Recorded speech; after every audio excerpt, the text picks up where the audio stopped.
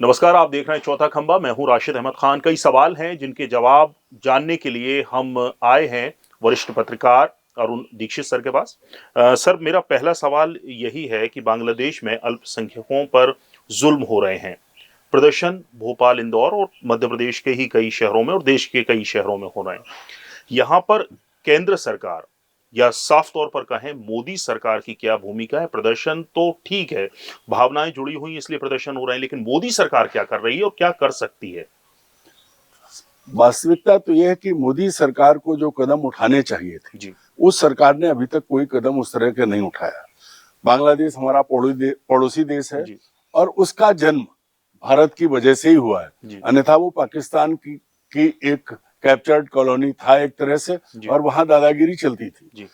Mrs Indira Gandhi ने 71 में बांग्लादेश के लोगों की, तब पूर्वी पाकिस्तान के लोगों की मदद की और बांग्लादेश बना। लेकिन 71 से लेके आज 24 में जब हम खड़े हैं तो वो बांग्लादेश हमें आंख दिखा रहा है। जिस बांग्लादेश में हिंदू बड़े आराम से रह रहे थे, उस बांग्लादेश में आज हिंदू मंदिरों पे हमले हैं, हिंदू पुजारियों को गिरफ्तार किया जा रहा है।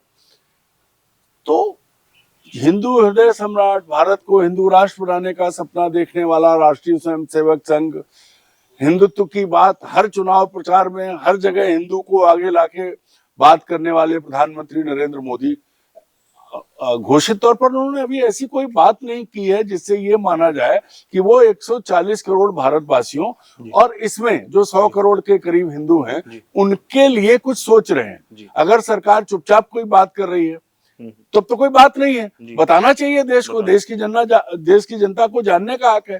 और एक बड़ी समस्या क्या है, क्योंकि बांग्लादेश में ये हालात कब बिगड़े?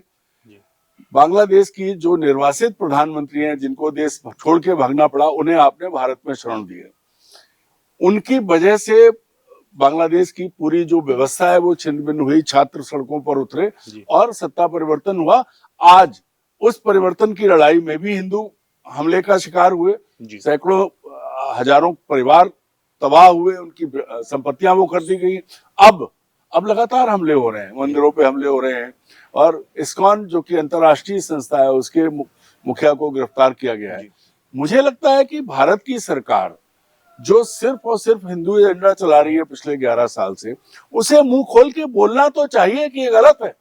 आप रोकिए। पाकिस्तान में जो हुआ सो हुआ, वहां अल्पसंख्यक थे हिंदू, लगातार खत्म हुए, वो उनके अंदर का मामला है। लेकिन यहाँ आपने शेख हसीना को शरण दी है, उन्हें आप पाल पोस रहे हो। दूसरा, जो आपकी तरफ उम्मीद की नजर से देख रहे हैं वो हिंदू बांग्लादेश के रोज पिट रहे हैं। और कहा तो आपका 56 इंच का सीना और 56 गज की जवान इतनी चलती थी कि आप मंगलसूत्र और भैंस खोलने की बात कर रहे थे जब आपको वोट लेने थे। आज आप ये भी नहीं कह पा रहे हैं कि बांग्लादेश की सरकार से, जो सरकार है, कि भाई रोको इसको। तो क्यों? ये सबसे बड़ा सवाल है कि मोदी के मुंह में जुबान क्यों नहीं है। क्या बांग्लादेश में जो अल्पसंख्यकों पर अत्याचार हो रहे हैं और देश में जो प्रदर्शन हो रहे हैं वो सरकार के लिए मुफीद है, शायद इसलिए नहीं बोलना चाह रहे? नहीं, देश में प्रदर्शन करके मान लीजिए आज बांग्लादेश में 100 अल्पसंख्यकों को मौत के घाट उतार दिया जाता है और हम भोपाल के न्यू मार्केट में 6 घंटे के लिए सड़क जाम कर देते हैं। इससे क्या उन परिवारों को जिनके लोग मारे जा रहे हैं, जिनकी संपत्तियां नष्ट की जा रही हैं, जिन्हें जबरन कोने में धकेला जा रहा है, कोई राहत मिलेगी क्या? इन भारत में हो रहे प्रदर्शनों का कोई अर्थ नहीं है।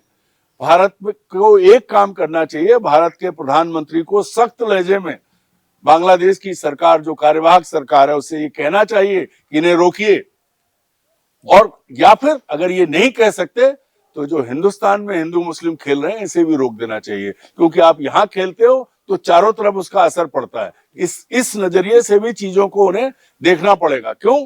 क्योंकि अगर आप अपने देश के भीतर मुसलमानों को धकेल के कोने में ले जाओगे, उन्हें दूसरे दर्जे का नागरिक बनाने की कोशिश करोगे, सुप्रीम कोर्ट के सो कॉल्ड ऑर्डर की आड़ में आप सारी पुरानी चीजों को, गले मुर्दों को उखाड़ने की कोशिश करोगे, तो आप देश के बारे में नहीं सोच रहे हैं। मैंने करण थापर के इंटरव्यू में प्रख्यात जूरिस्ट दुष्यंत दवे को कैमरे पर फूट फूट के रोते देखा है, इसलिए कि जो चीफ जस्टिस रिटायर हुए वो ऐसे फैसले कर गए हैं कि इस देश की जो फाइबर है, जो भाईचारा है, जो गंगा जमुनी संस्कृति है, उसको जितना नुकसान हो रहा है वो कोई उसकी भरपाई नहीं कर पाएगा। ये तो सब खत्म हो जाएंगे, सबका एक लाइफ साइकिल है।